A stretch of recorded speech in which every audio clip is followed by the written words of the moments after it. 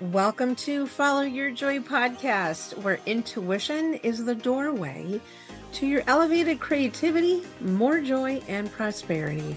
I'm your host, Marla Diane, and I've been living an intuitive life for decades as a creative. That translates to transforming creative entrepreneurs' lives for over 27 years through two businesses as a business strategist and a life designer. And prior to that, an entertainment publicist and talent manager. Follow Your Joy is an entrepreneurial resource for creatives sharing their challenge to victory stories through the lens of listening to their intuition. It's time to make joy your inner GPS for life and business decisions rather than lean on your logic and reason first. You'll not only be following what is most authentic for you, but you will live the beautiful life meant just for you. Want to learn how to access, trust, or up-level your intuition?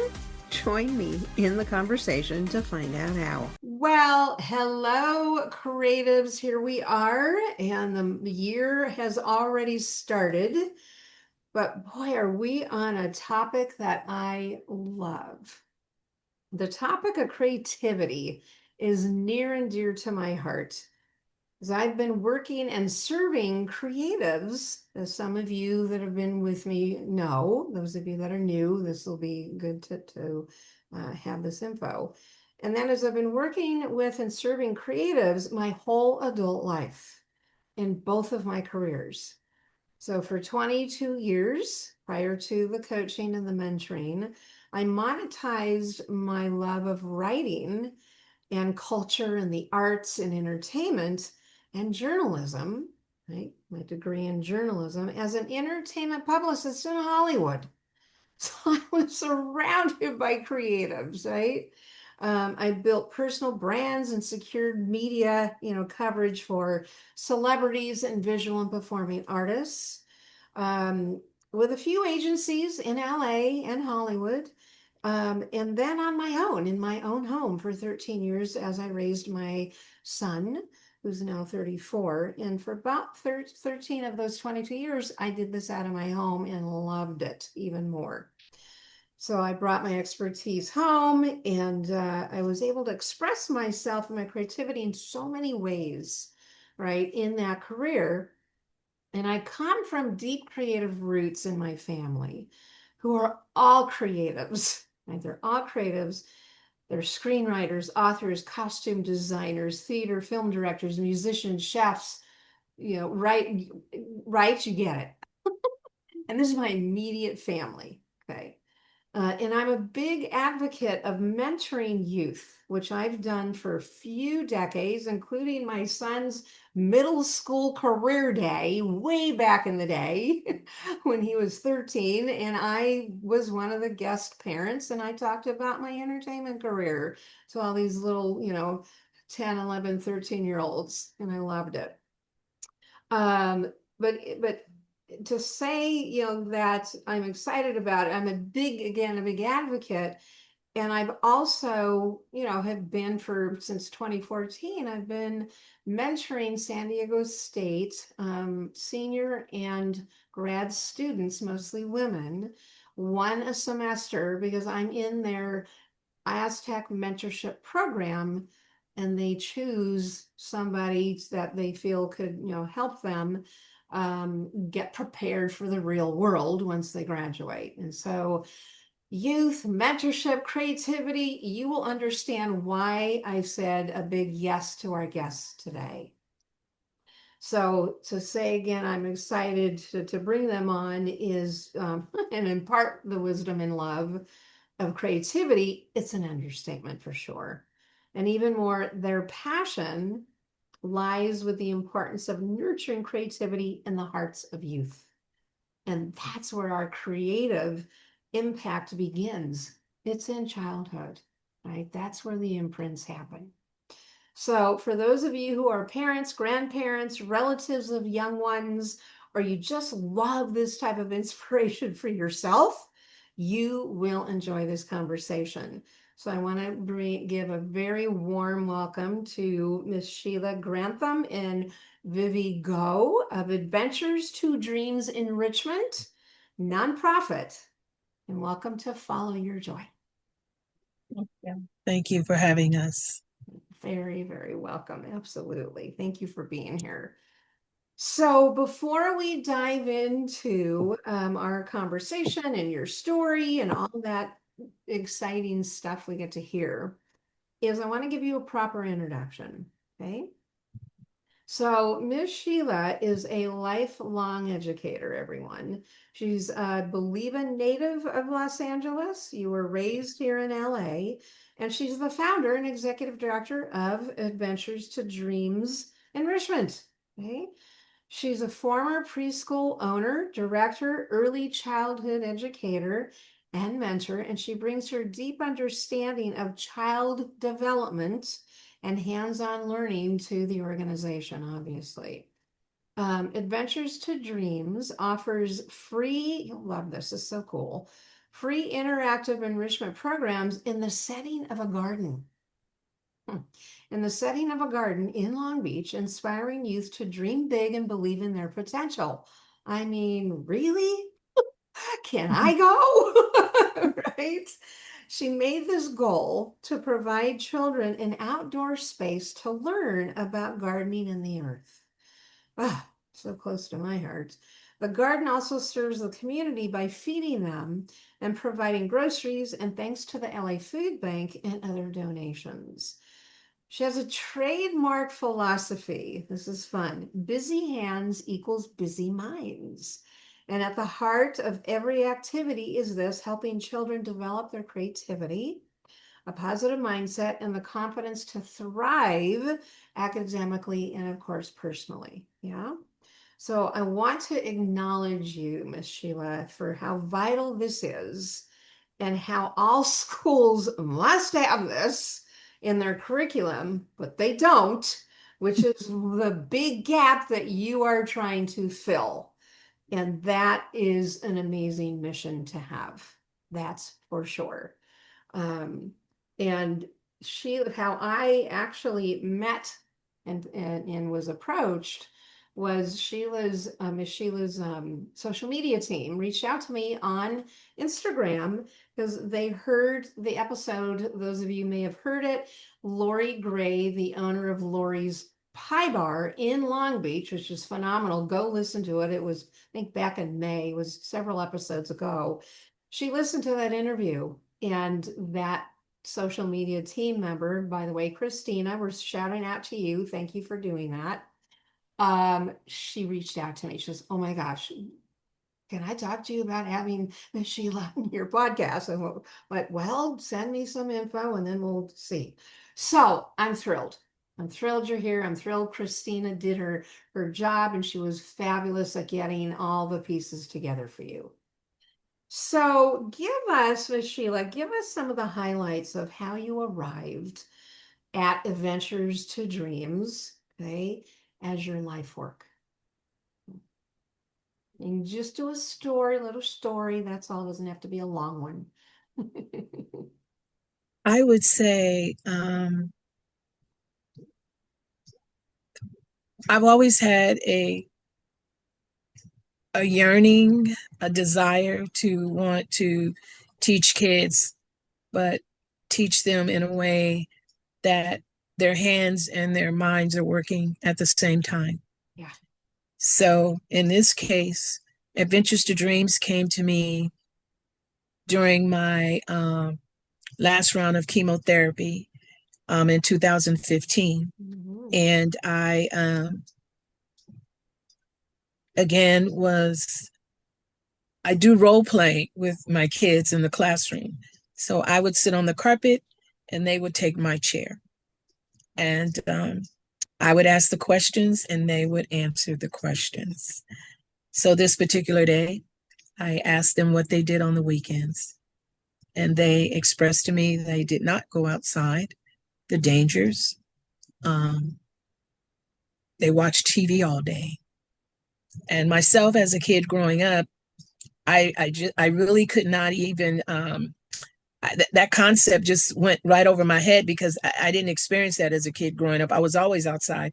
I was skating, I was riding my bike, my Yes. grandparents were taking me places. So you know, I just, I said, you know, this just is not okay, you know, weekend after weekend, just being in the house, you know, watching TV or playing video games. So I, once that was said to me, I had formed a bond with practically all the parents of the kids that were in my classroom. But moving forward, I came home that day and I said to myself, I got to do something. And I called my daughter who lives in Sacramento and I told her, I said, I got to do something for these kids. And her words echoed back to me and says, Mom, do you have any money? And I said, I don't need money. Yeah. I said, I just want to do something for the kids. Yeah. And she said, you're going to need money. I said, no, not going to need any money.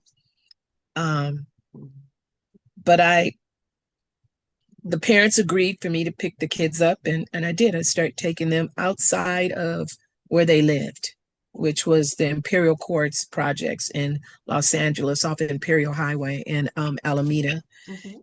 And I was just doing it to get them out of the house. Yeah.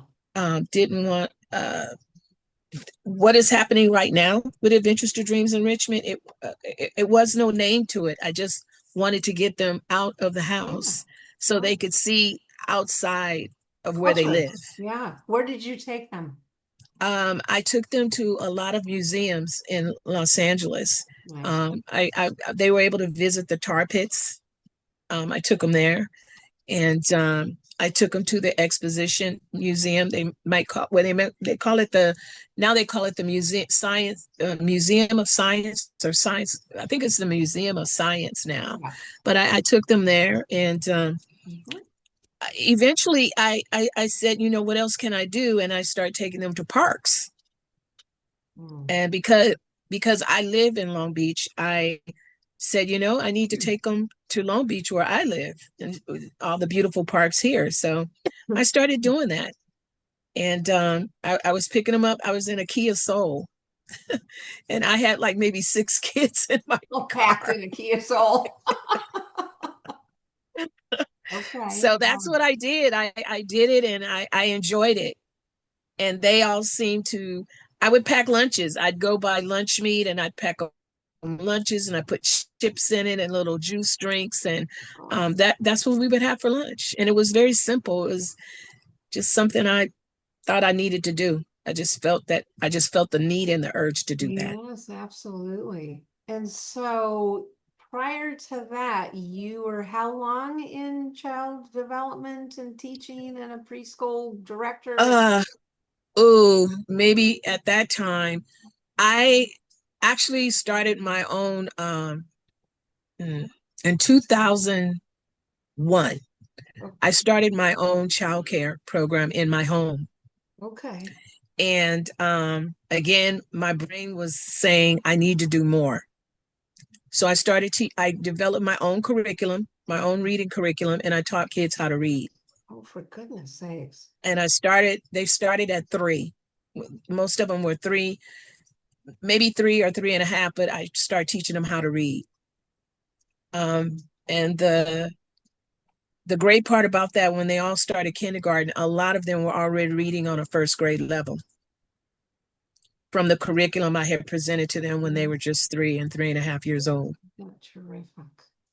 And you know, it was something that I felt I needed to do because I just felt that a lot of a lot of my friends had childcare and their kids just played all day. Right. And I was okay with play. It's nothing wrong with playing, Oh, of but course. I just felt something else needed to be added into their day. Yeah. And fast forward, not even fast forward. I mean, when I got out of the business in that part of the business in 2008, maybe a year or two later, I saw some of those childcare providers, And they said, you know what? We're teaching our kids how to read and they really enjoy it. I was saying to myself, yeah, Imagine that, right? Imagine because that. people don't know kids really do like to learn, Oh, absolutely. you know. And Absolutely. my motto at that time was kids learn through play. Yeah. So I would set up this video that went along with my curriculum that I had created. And it was these two little mice. I can't remember the name of it, but it was two little mice. And they went over the alphabet and the sounds of the alphabet and how they sounded. And that's how I learned how to read as a kid. I was not a good reader, and my mom invested a lot of time to make sure I became a good reader. And one of the places that she took me, and this lady, if she's still around, she's probably 100+ years old, but she taught us how to read phonetically. Phonetically, yeah. Yeah. So everything was sounded out through the letters, and then it was a connection, and then the word formed, and then you pronounce the word. So um, I just remember that. And I remember my mom, they don't even do this now because of all the technology that's out there, but my mom bought me like 2 sets of encyclopedias, and she would have me sit there and read through certain stories in the encyclopedias Yeah. every day. Oh my So goodness. that's what I did. So that's how I learned how to be a really good reader. Mm-hmm. But it was because of my mom. She, she told me, she said, you need to know how to read because reading takes you far. She would say that all the time. Yes, it does. Absolutely. So that's basically, how this came about. And it was my love then of teaching, not even knowing it was going to get to this point in my life. Sure. And even into the first part where I had the home child care, because I had decided to close that child home care, um, because I had actually a lot of the kids that were in my program, their parents were educators. And when I told them I wanted to teach their kids how to read, they were all clapping. They were so excited. And I told them I was in the process of developing the curriculum that I was going to teach them. And they were all very excited, very excited. Yeah. So when their kids started going to kindergarten and they were reading above most of the kindergartners in their room, they were really excited. Very sure they're already prepared. So, how long did you have your in-home childcare? It was 2001 to 2008. Okay, so you had it for a good 7 years. That's a good run. Yes, Yeah. So, yes. when did you start Adventure to Dreams? Uh, I want to say solid 2000, 2016 maybe, because in 2015 Mhm. I wasn't thinking of Adventures to Dreams. I was just thinking about taking kids out of the projects and then showing them another world that Okay, existed around them. So I so wasn't mhm. it wasn't Adventures to Dreams at that point. Well, that's It was, okay. So you yeah. were doing, I'm just trying to get a timeline. So you were, for the 8 years, you were doing the field trips. So 2008, you ended the child care in your home and you moved into the field trips. And were you doing the field trips for 8 years before you started Adventures to Dreams? No. The No. kids, I would take them on little trips because just to explore, but mainly everything was done in my home. We did little. I would take them to the little field. Oh, once every summer, I would take the kids to San Diego, and the parents would go with me, Nice. and I would get like a big hotel room, a couple of rooms, and the kids got to spend the night, and then the next day we'd spend the day at the San Diego Zoo. Yeah. Oh my So we did that. So God. that was during the time of 2001 to 2008.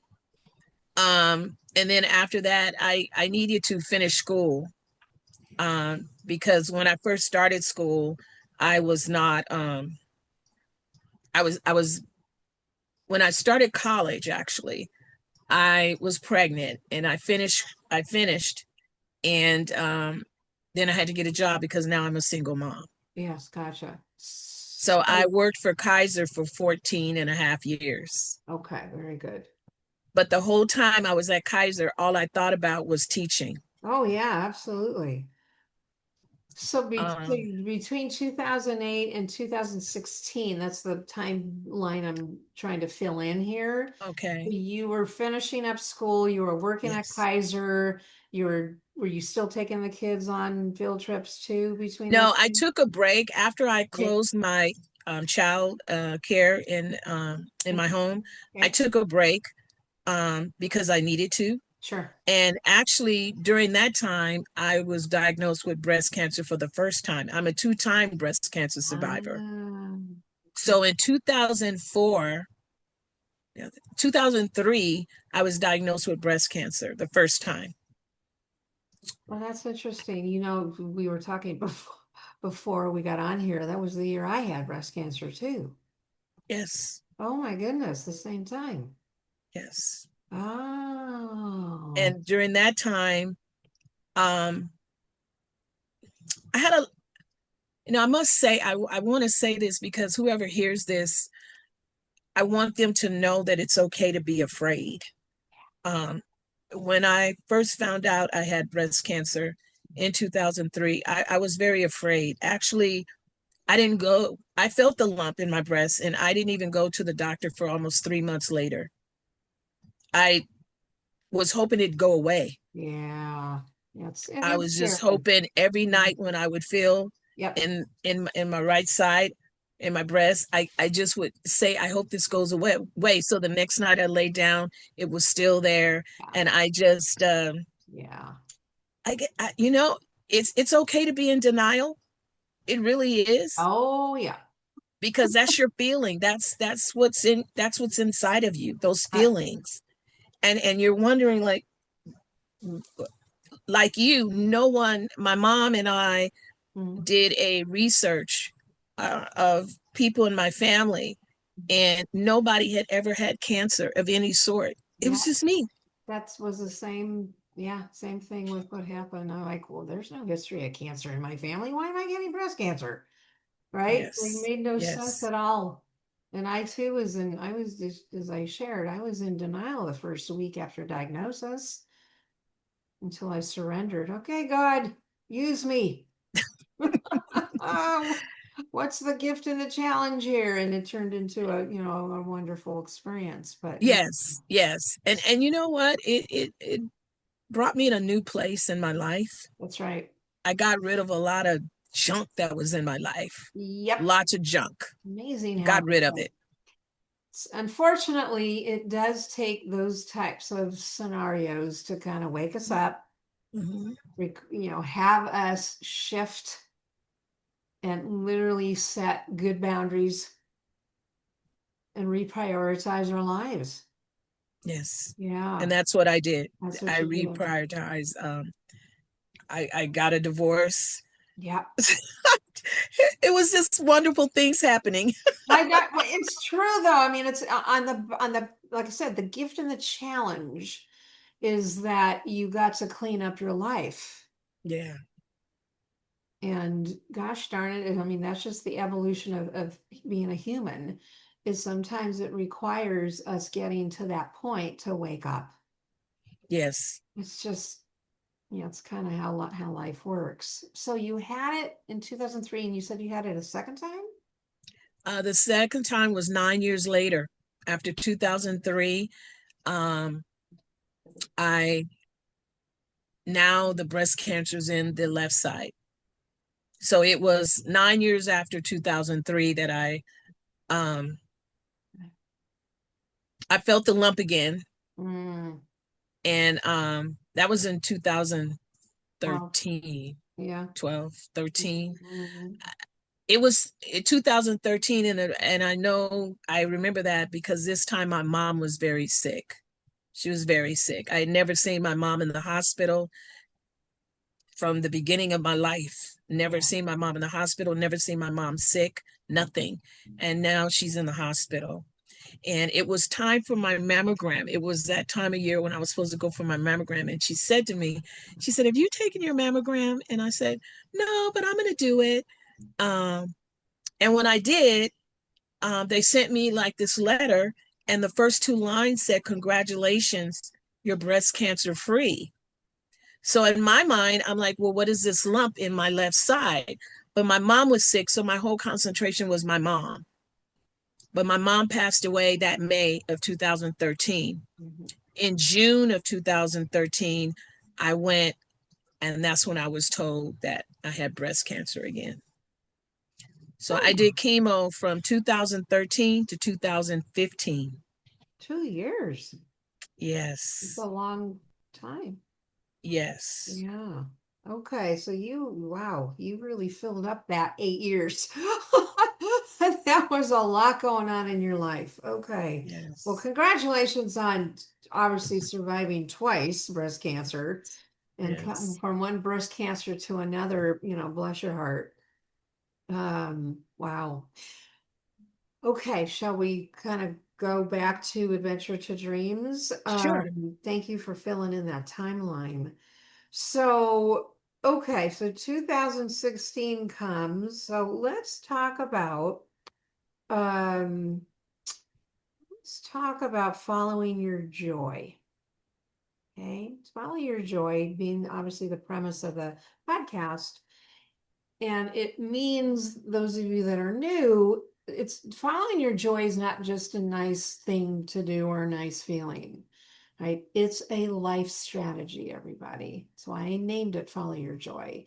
It's success leaves clues, and it leaves clues in when you listen to your joy.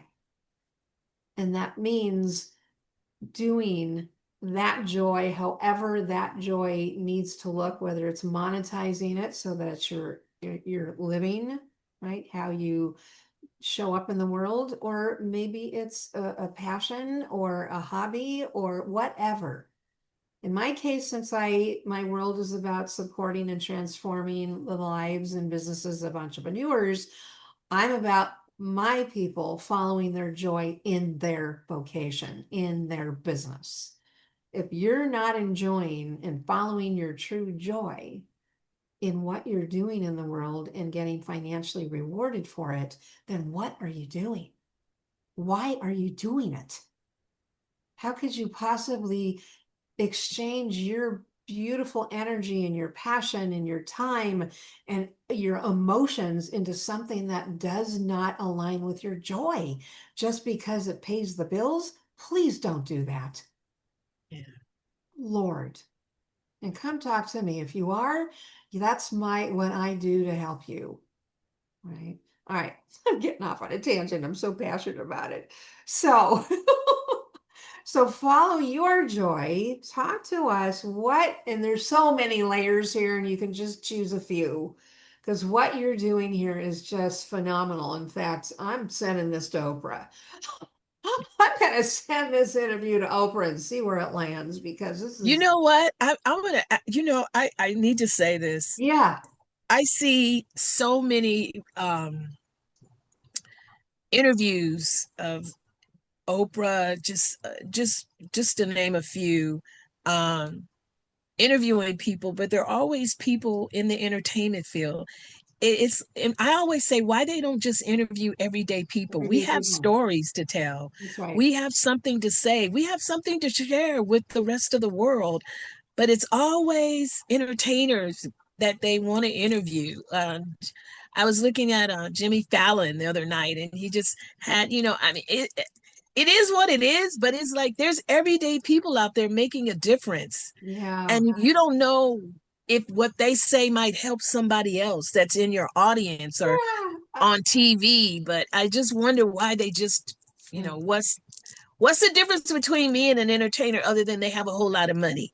That's the difference. Well, they have a name, but to kind of respond to that, I mean, I've been a follower of Oprah for decades when she was, doing her ABC Right, TV show. right. Because she's a journalist, I'm a journalist, and who doesn't love Oprah's, interviews? I mean, she was doing a lot of that in her TV show. her podcast today, which by the way, it's on YouTube, and she does interview non-celebrities, by the way. Oh, So I don't know if you've had a chance to go to her YouTube channel, but that's where Oprah's podcast, at least that's where I listen to it. It could be streamed on Apple and whatever, Spotify, but I like to watch her visibly. No, she interviews authors and everyday people that are experts in XYZ. So go to her, take a look at the YouTube channel. In fact, I just watched, woo! She did one of her typical style events, which was her podcast though, but she was in a studio type setup where she was interviewing. It was kind of like the old Oprah, where she had a small audience, in chairs, and she had some experts. And the topic was about the epidemic of estrangement, kids estranging their parents. mm, And that's a whole topic that I can't even touch right now because it's too close to home for me. right. But the point is this is just a couple weeks ago, and they were all walks of life that they were, Okay. interviewing. So yeah, so take us, circle back, see what you can find. So my point is, what brings you joy? Again, there's lots of levels here for you. Pick a few. What brings you joy in the work that you do with your organization? I want to say the joy is seeing the smiles on the kids' faces. And I think the biggest joy for me is when they say thank you. Mhm. Yeah. That's the biggest joy that So, I could ever get from any child when they just say thank you. And there has been times we've um,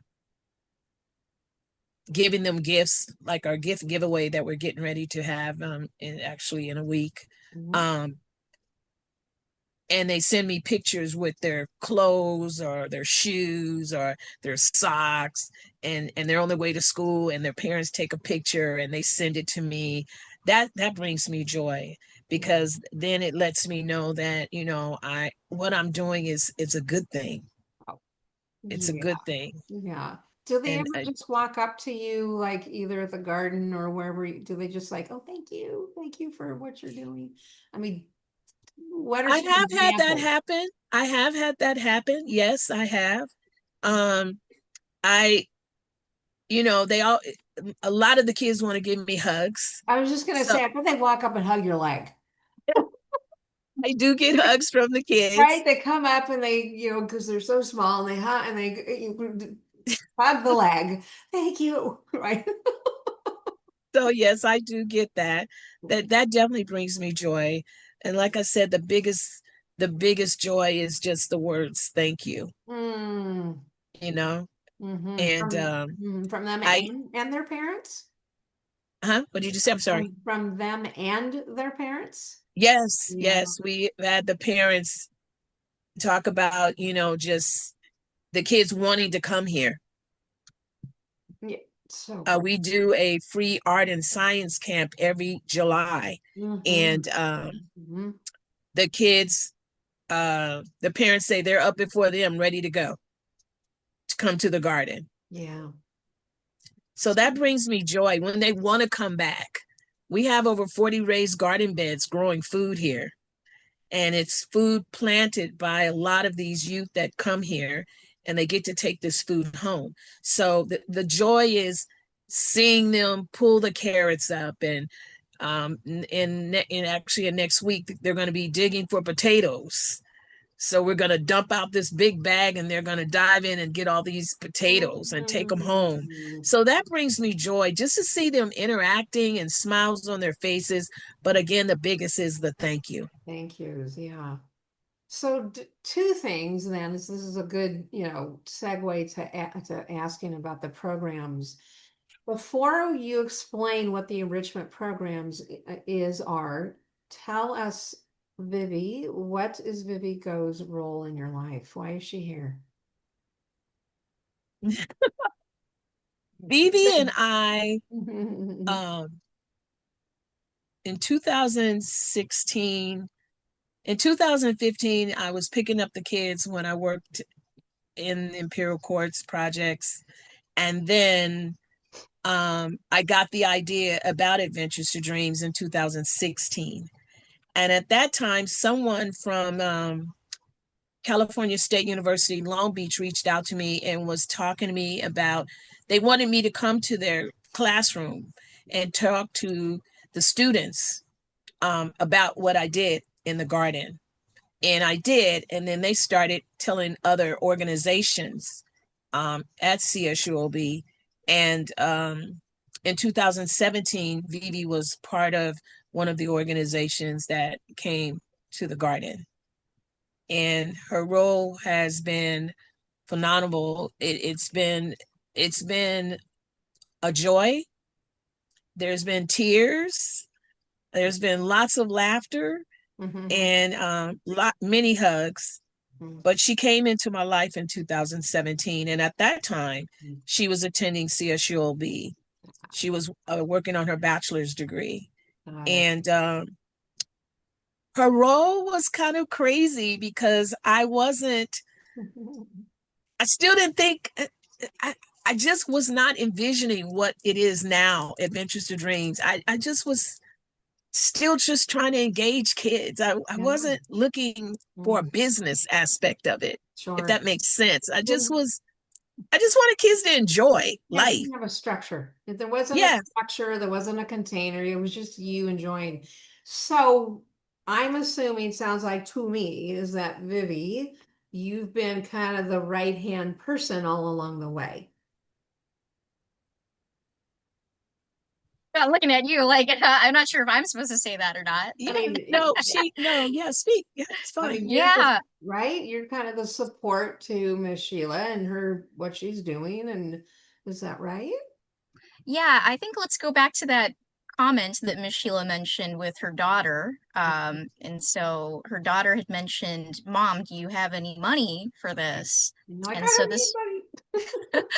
so this was becoming a thing where really quickly, I'll just say as a volunteer, I was working on my bachelor's in dietetics and food administration, but I had always grown up renting. And even to this day, unfortunately, I'm still a renter, but I'd never seen food growing the way that Miss Sheila was teaching the kids how food grows.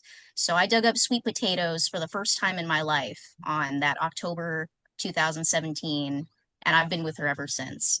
And so Michelle loves to tell the story. Like, I was with her when I was doing my bachelor's, then I finished my master's, and last year I did my PhD, and Michelle was at my graduation. Yeah, So, you're part of the family.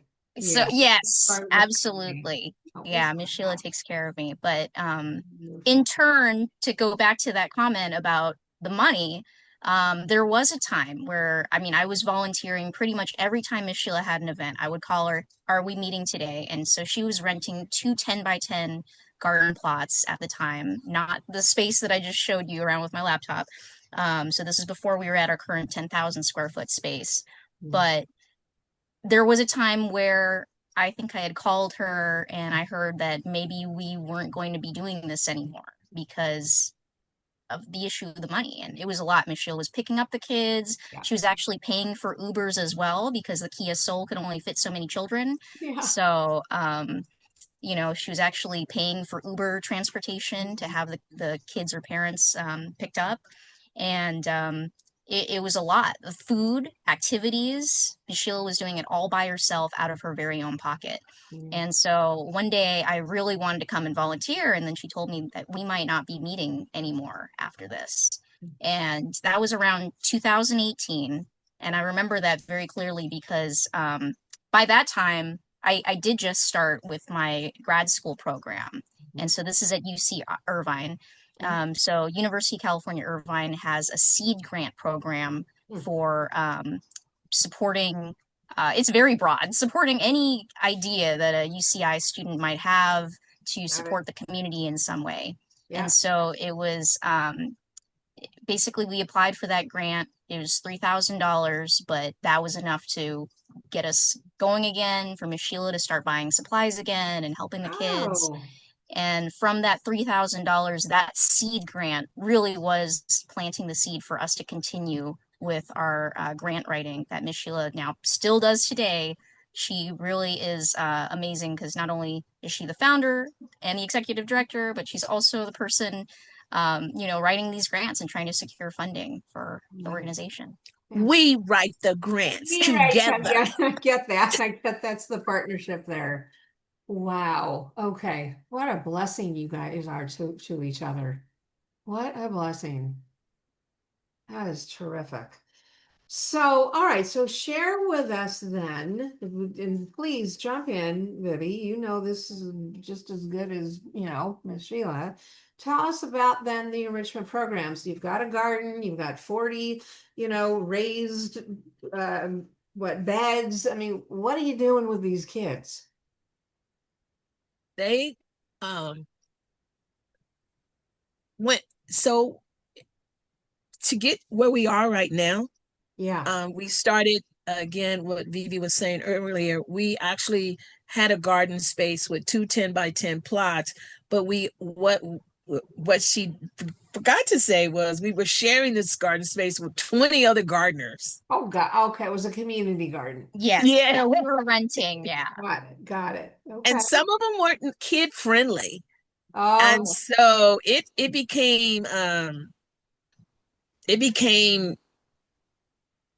not great to have the kids there. Mm-hmm. And that's when I started the hunt to find a space. Okay. And I started calling everybody that I could think of. Not even think of. I went on Long Beach, Who's Who, downtown, and I just started calling people, telling them my story, like where I want to be and what did I need. And they were like, oh, okay, that sounds great. I got a lot of those. And there was one lady in particular, her name was Alice. And she heard me. And I said, I just need a space for my kids to come. And she introduced me to a lady by the name of Meredith. At the time, she was part of Long Beach Parks and Rec department. And I did a presentation. And when the presentation was over, she said, we'll get back to you by the end of the week. And I said, okay. They called me that evening. She called me and she said, I need you to come. And she told me when the board would meet. And she said, I need you to do this presentation, the same one you did for me for the board. She said, I like what you're doing. And I want the board to see what you're doing.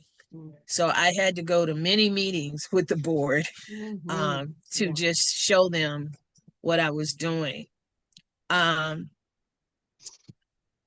can say, honestly, I'm not born with a silver spoon in my mouth.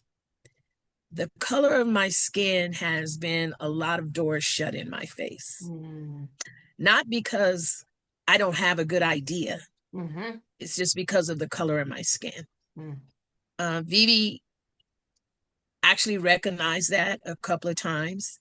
And one time I sent her, as well as this other young man, to a meeting in Signal Hill. And they made connections there. And the connections they made were good connections. And I remember one of the representatives from the meeting that her and the other young man went to, they came to the garden. He came to the garden. And when he got here, we were having our food giveaway. And when he came, I knew it was him. I just knew. And when he got to the gate, he asked her where was Sheila, and she pointed at me, but behind me are all these garden beds and there's other people as well. So when he came in, he walked right past me. And he went over and he asked them, he said, where's Miss Sheila? And they said, she's right there. Then he started looking the other way. He passed me again. And finally I said, are you looking for me? He said, well, I'm looking for Miss Sheila. I said, that would be me. He said, oh, that's just what he said. He's like, oh, wow, it's you. I said, yeah, it's me. Yeah. And he says, wow, okay, well, could you give me a tour of your garden? I said, sure. And I did. And we he was with an organization called Committee 300, Mm. and actually they're the sponsors of the Long Beach Grand Prix. Ah. And but that whole experience with him walking right past me Mm. twice, Mm-hmm. I was like, wow, this is amazing. This is simply amazing. What was And he again, looking? when I finally said, it's me, he's like, oh, okay. And his face was, oh, I wasn't expecting it to be you.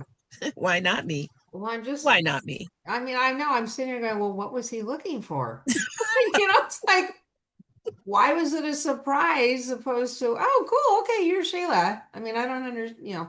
Yeah. So, Okay. moving on, we became really good friends. They did a lot for us. They came and brought gifts for the kids. Again, we were getting ready for our gift giveaway that year, and You're talking they about came and volunteered. They even built a garden bed and had their name put on it. And Committee 300?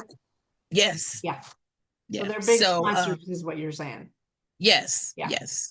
Okay. So it was, it turned out to a good a good partnership.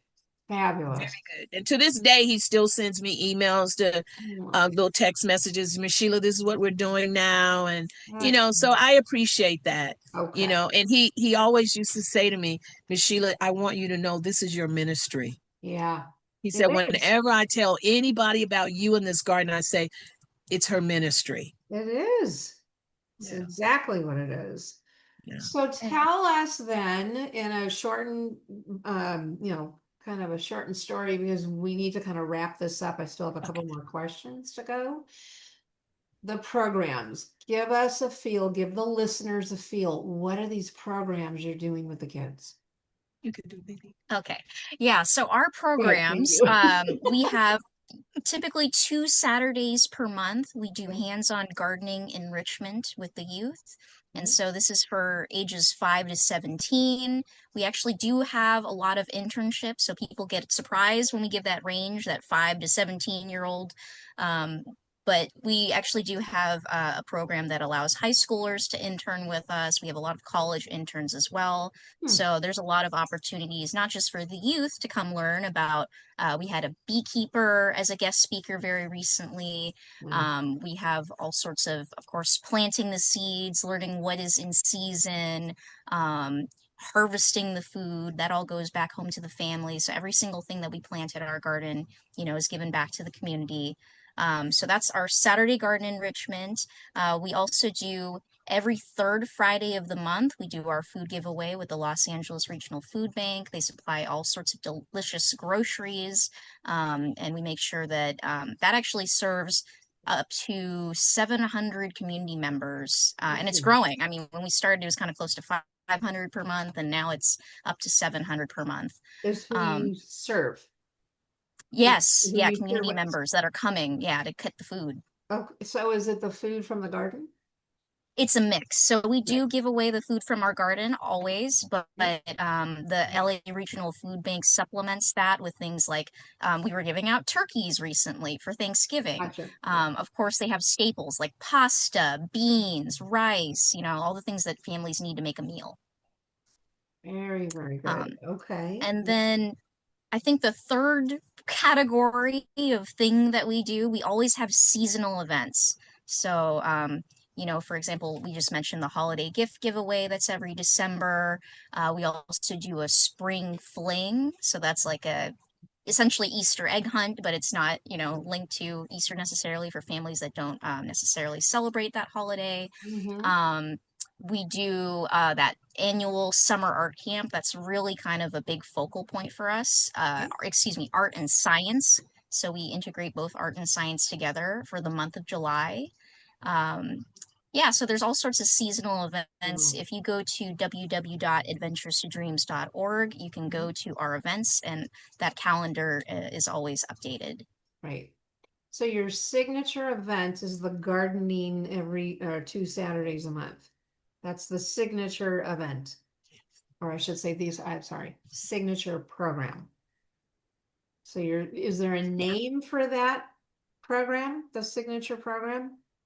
That's 2 Saturdays a month? Gardening adventures. Is that what it's called? Gardening adventures. Okay. Mhm. Gardening adventures. And so what happens when there's, let's talk for just a minute about that. So here we are Saturday.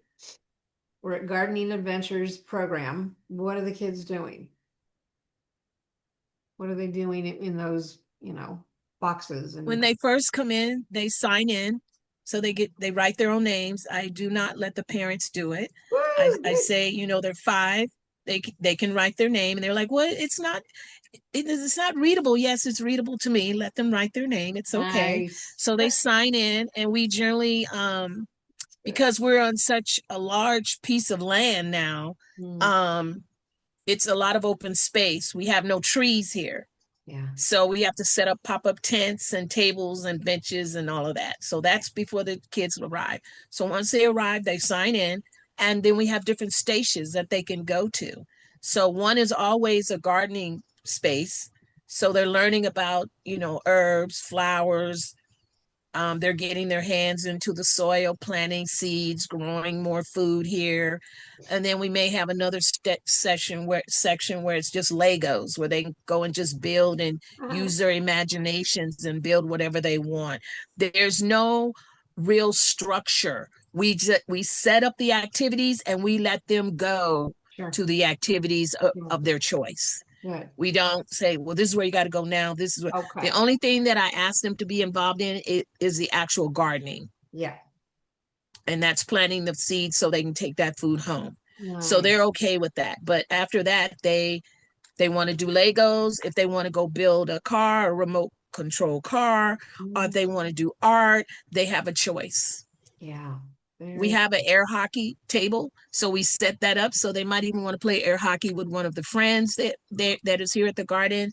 So when they come here, it's their choice. It's not, you got to go here, you got to go there, you got to do this. No, they just come and relax and have a good time. And Oh, Miss Sheila serves them lunch. That's a huge part. So ever since I've known Miss Sheila, from all this timeline that we've provided for you, she's always made sure that the kids have a really good lunch. meal. And so she's made everything from spaghetti, burgers, we've had hot dogs, we've had soup, chicken noodle soup for the Yeah. kids on cold Aw, days. very nice. Yeah, so it's really fun. Okay. And that's only 2 Saturdays a month.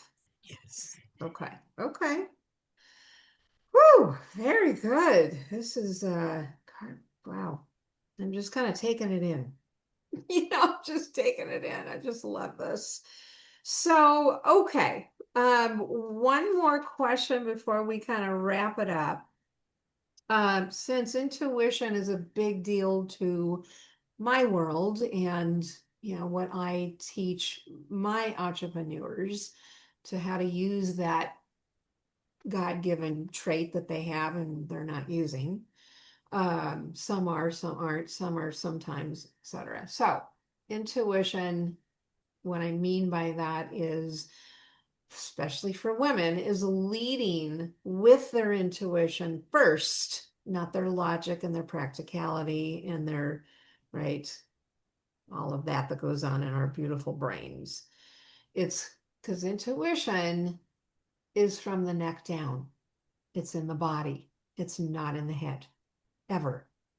The head listens to what's going on in the body and it translates it. But intuition resides in our heart, resides in our gut, resides in our body. So, okay. So share with us, and just me being able to read people and I'm intuitive and all of that. It's who I am, metaphysical, etc. I already know the answer to this, but I want to hear this. I want everyone to hear this. How do you use your intuition? I mean, you're just a walking intuition to me. It's, especially the message you got back, in when that first message came to you, it says, I got to do something about this. Anyway, how do you use intuition in running your organization? I think about me as a kid and what I liked and what I like to do. Mm-hmm. And the main thing I like to do was be outside. I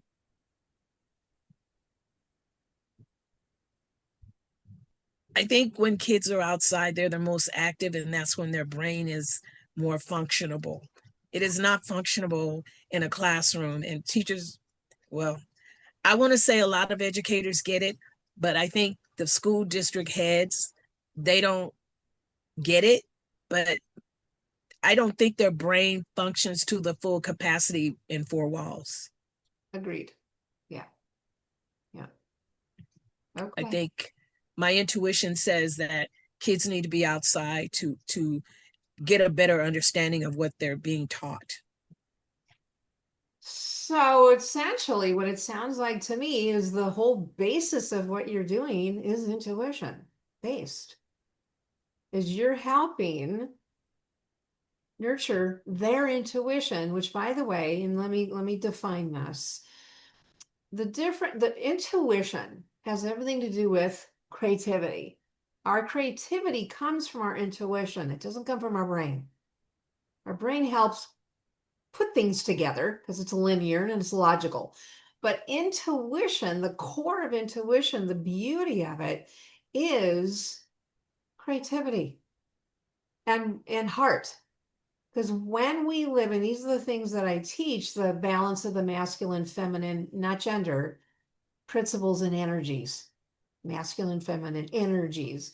When women, especially, when we live in our head too much, too long, I'm not saying don't do it, I'm saying in moderation, is that when we're in our head too much, too long, which is the masculine, right? It's the intellect, it's the logic, it's the practicality, it's the go-getting, it's the hustle, it's the structure, it's the systems, strategies. If we're in that too long and we ignore the rest of us, which is the feminine of life, the fun, the play, the adventure, the creativity, the intuition, the heart, the connection, the collaboration of life. When we're not living in the feminine of life, that's when our heart and our creativity shuts down. Because we're doing this, right? We're in our head too long. So your organization, it sounds like and feels like to me, it's like to me, it's the best of both worlds, but it's based on teaching through the garden, through Mother Earth, how to live in your intuition because they're playing, they're in creativity, they're in adventure, that's all feminine. It's fabulous. Oh my God, this is so cool. So I just kind of put it all together based on your answer. Is that how do you use intuition in this organization? Well, it's the basis of it. Don't you think? Oh, thank goodness. Okay. Oh, yeah, we kind So of, we had the hotspot, the phone died. I didn't realize. okay. But I have my other phone here, so that's Okay, why we're that's all connected. right. So, I'll circle back to what I said. I yes. wasn't quite sure when for those of you listening on audio only, we had a little bit of a frozen screen on Zoom. Okay. Is that the base? What I'm getting is the basis of the organization is intuition. Because intuition, and I was saying, is intuition is creativity and fun and play and adventure of life, the heart, the feelings, the connection, the collaboration. That's the feminine of life, right? Where masculine again is the structure, systems, etc. That's what it sounds like to me, is that by you being a living model example of living in your intuition to make decisions and to be there and the creation of this, you're teaching the kids through the garden, right? Through Mother Earth, how to be in their intuition, which is their creativity. It's where it resides. Do you agree? True, Yeah. true. I do agree. Oh my gosh, this is wonderful. Okay. So Boy, much of what I do comes from my heart. yes, of Really, course. 99% probably, it comes from my heart. 100%. Yeah. Okay. Very, very good. I mean, I could go on. We could go on. There's a lot to unpack here. But let me kind of wrap this up and then we'll find out, what you have for our listeners. Uh, I want to emphasize, everybody, is that the advice that Ms. Sheila gives, and this is kind of the basis of really what she's doing here, is to you, the entrepreneur, to the young entrepreneur, right, is to dream big, articulate your vision, and step out on a branch to make connections. Because it's through connections, again, that's the feminine of life, everybody. It's the relationships, okay, that the networking that really for you and your business is going to help it flourish. Okay. So dream big, articulate your vision, and step out and connect and make relationships, right? For the entrepreneur. Okay. So what special do you have, a special gift do you have for our listeners that are either for themselves, their parents, their grandparents, their whomever? Tell us what you have. And I've got information here if you need help. You want me to share about that? Yeah. Okay, Okay, yeah. good. So first of all, we just want to make it very clear that our program is free. So in general, this is separate from the gift, but we're down here in Long Beach, Adventures to Dreams Enrichment. So feel free if you are in the area and ever want to come visit. Look at our website, reach out there, and we'd be happy to have you. So, I mean, 5 to 17, of course, is our youth programming age, but we always have volunteers of all ages have come, and definitely for those third Friday food giveaways, we love having volunteers. So, everything that we do is free for the community, but the actual gift that you, the listener, have access to is a brochure. And so our team has put that together with some gardening tips. And again, you can learn more about our organization with that brochure as well. Yeah. Yeah, it's called Our Kids Gardening Free Guide. Yes. And where you'll be able to find that, everybody, is, as you know, I have the Portal of Joy. And the Portal of Joy is where my team and we choose, hand select, we feel are high value, quality, free, downloads, journals, whatever it is that can be digitally downloaded. And so that's where you'll find the Adventure to Dreams free kids gardening guide. And it's really fun. It's very whimsical. I saw it. It's adorable, right? Pages of tips to teach the kids about gardening and the importance of growing and the concept of growing and growing your life and your brilliance and all that. So yeah, that's in the show notes, everyone. You opt into the portal. And once you get in there, not only will you see their guide, but you'll have all the other guests. That's the whole point, is you have access to all the other guests we've chosen to feature their free download, right? So it's not just that one, it's all of them. So have at it. Have at it. But you do need to opt in with a name and an email address. Don't be afraid to do that. Just come on. Download it. Go to it. The link is down in the show notes. Okay. So it looks like where we can, everyone can reach you is on Instagram. It's Adventures to Dreams, LinkedIn, TikTok, YouTube, and of course Facebook. And Facebook is Adventures to Dreams Enrichment is the Facebook page, where the other ones, as I see here, are Adventure to Dreams. So you can find them on all social media, everybody. Go support this organization, go volunteer, go donate, go look at what they're doing. I mean, it's wonderful, absolutely wonderful. And you are doing your ministry, Miss Sheila, absolutely. Okay, very good. So thank you, ladies, for being here. As I said, it's a remarkable purpose and vision that just touches hearts. I mean, goodness sakes, everybody wins. And, you know, I, I, I don't know what to say other than it's a blessing. It's a blessing to people's lives. Yes. Yeah, totally.